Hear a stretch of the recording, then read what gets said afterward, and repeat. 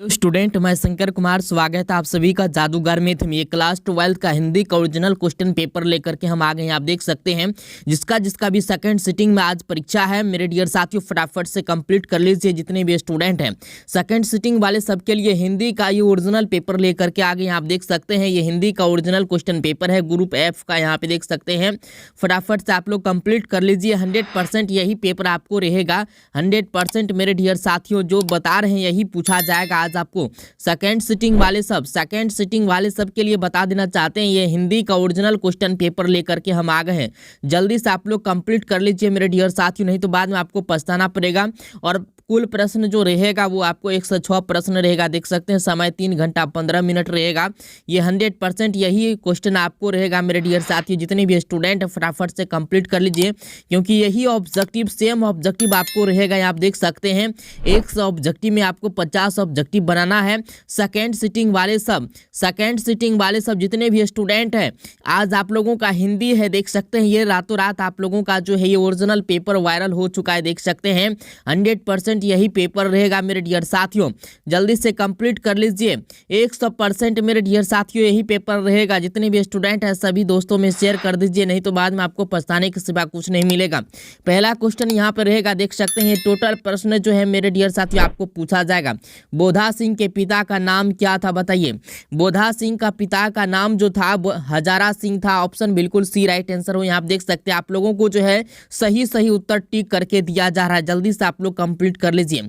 इसके बाद यहाँ पे दूसरा क्वेश्चन में देख सकते हैं एक अकालिया सिख कितने के बराबर होता है, तो ये 1.25 लाख के बराबर होता। ऑप्शन बिल्कुल जो है बी राइट आंसर हो जाएगा।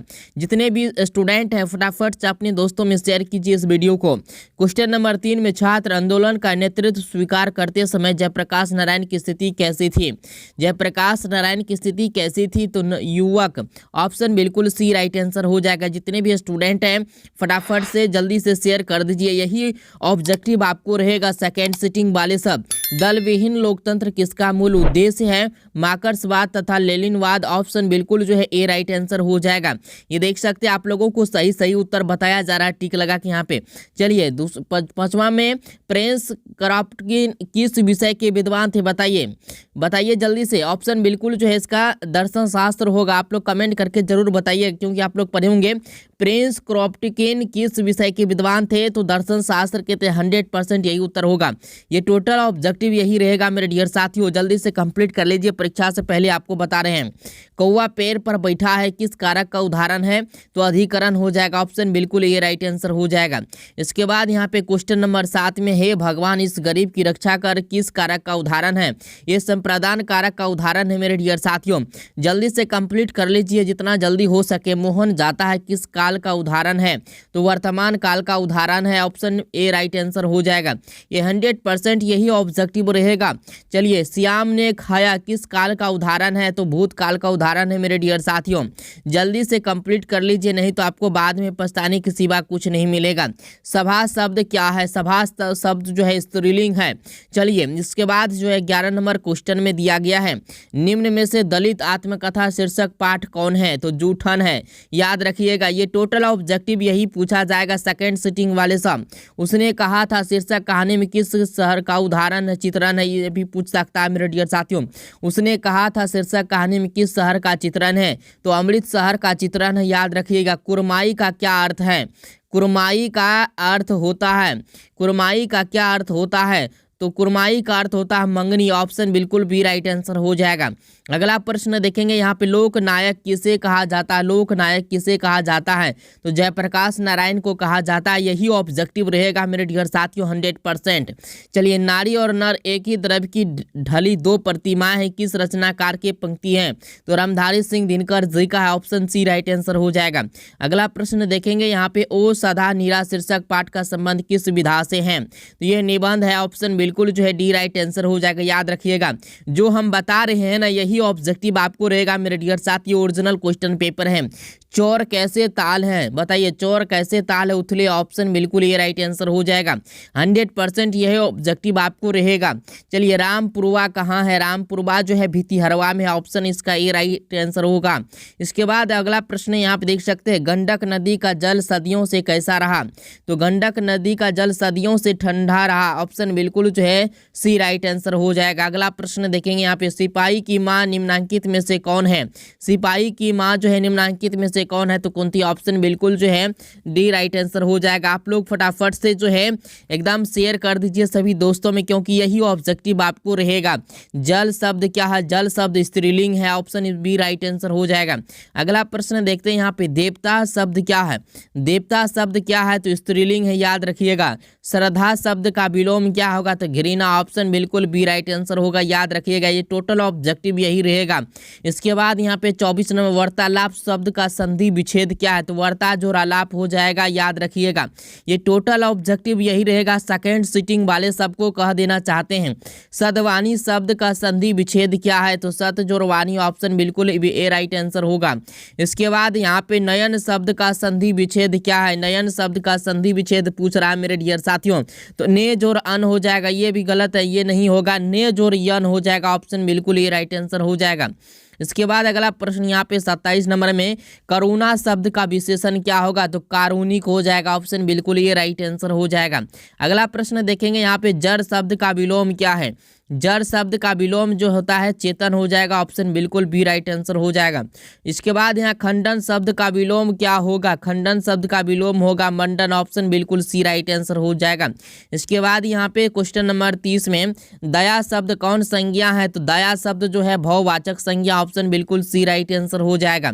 अगला प्रश्न देखेंगे यहाँ पे देख सकते हैं, प्रगीत और समाज के लेखक का नाम क्या है, तो नामवर सिंह है। प्रगीत और समाज के लेखक का नाम जो है नामवर सिंह, ऑप्शन इसका जो है सी राइट आंसर हो जाएगा। इसके बाद अगला प्रश्न देखेंगे, उदय प्रकाश की रचना, उदय प्रकाश की रचना का नाम मेरे डियर साथियों त्रिच, ऑप्शन बिल्कुल बी राइट आंसर हो जाएगा।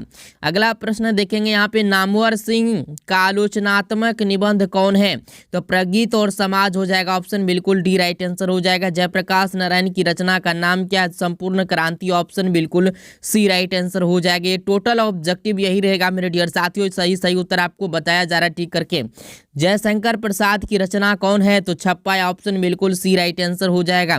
इसके बाद अगला प्रश्न देखेंगे यहाँ पे, चंद्रधर शर्मा गुलेरी की कितनी कहानियां हैं, चंद्रधर शर्मा गुलेरी का 3 कहानियां है, कि कितना कहानियां है, 3 कहानियां है, ऑप्शन बिल्कुल जो है ए राइट आंसर हो जाएगा।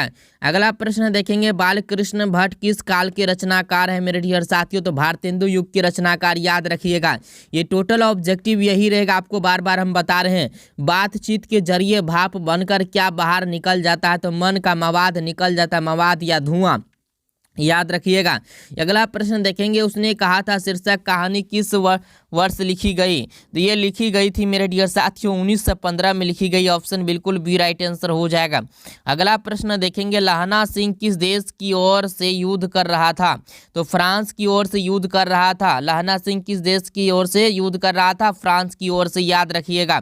इसके बाद यहाँ पे जो है, देश पर मर मिटने वाले लोग कौन पदबंध है, तो संज्ञा पदबंध हो जाएगा। क्या हो जाएगा, संज्ञा पदबंध। याद रखिएगा, ये टोटल ऑब्जेक्टिव यही रहेगा मेरे डियर साथियों। बादल घिरे और मयूर नाचने लगे कौन वाक्य है, तो ये मिश्र वाक्य हो जाएगा। चलिए अगला प्रश्न देखेंगे, यहाँ पे गौ का उच्चारण स्थान क्या है, गौ का उच्चारण स्थान जो है कंठ हो जाएगा, कंठ से गौ बोला जाता है। इसके बाद यहाँ पे चौ का उच्चारण स्थान क्या होगा, चौ देखिए तालु से बोला जाता है। ये टोटल ऑब्जेक्टिव यही रहेगा मेरे डियर साथियों, बाद में आपको पछताना पड़ेगा नहीं तो। फ का उच्चारण स्थान क्या है, तो ओष्ठ हो जाएगा, ऑप्शन बिल्कुल ये राइट आंसर हो जाएगा। अगला प्रश्न देखेंगे, गुरुपदेश, गुरुपदेश शब्द का संधि विच्छेद क्या है मेरे डियर साथियों, गुरुपदेश शब्द का संधि विच्छेद हो जाएगा, गुरु जोर उपदेश हो जाएगा। याद रखिएगा। चलिए इसके बाद यहाँ पे जो है हताहत, हताहत शब्द का संधि विच्छेद क्या है, तो हत जोर आहत हो जाएगा, ऑप्शन बिल्कुल सी राइट आंसर हो जाएगा। अगला प्रश्न देखेंगे, नकलची, नकलची, नकलची शब्द में प्रत्यय क्या है, तो यहाँ पे हो जाएगा ची, ऑप्शन बिल्कुल ये राइट आंसर हो जाएगा। इसके बाद यहाँ पे निम्न में से शुद्ध शब्द कौन कौन है? निम्न में से शुद्ध शब्द कौन है? वाल्मीकि हो जाएगा, याद रखिएगा। इसके बाद यहाँ पे नायक शब्द का स्त्रीलिंग रूप क्या होगा? नायक शब्द का स्त्रीलिंग रूप जो होगा नायिका हो जाएगा। ऑप्शन बिल्कुल जो है ए राइट आंसर हो जाएगा। अगला प्रश्न देखेंगे, तंबा शब्द का कौन संज्ञा? तंबा शब्द कौन संज्ञा है? तो व्यक्तिवाचक संज्ञा है। आपको 50 ही ऑब्जेक्टिव बनाना है मेरे डियर साथियों। आप देख सकते हैं ये टोटल ऑब्जेक्टिव को रट के जाना, नहीं तो पछताने के सिवा कुछ नहीं मिलेगा। राज्यपाल शब्द कौन संज्ञा है? तो ये जो है जातिवाचक संज्ञा, ये देख सकते हैं। सही उत्तर आपको जो है बताया गया है मेरे डियर साथियों, नहीं तो आपको जो है बाद में पछताने के सिवा कुछ नहीं मिलेगा। सूरदास शब्द कौन संज्ञा है? तो व्यक्तिवाचक संज्ञा है। 50 ऑब्जेक्टिव आपको 100% ये जितना बताया है 53 ऑब्जेक्टिव को आपको रट लेना है। एग्जाम से पहले आपको बताया 100% यही ऑब्जेक्टिव रहेगा सेकेंड सिटिंग में।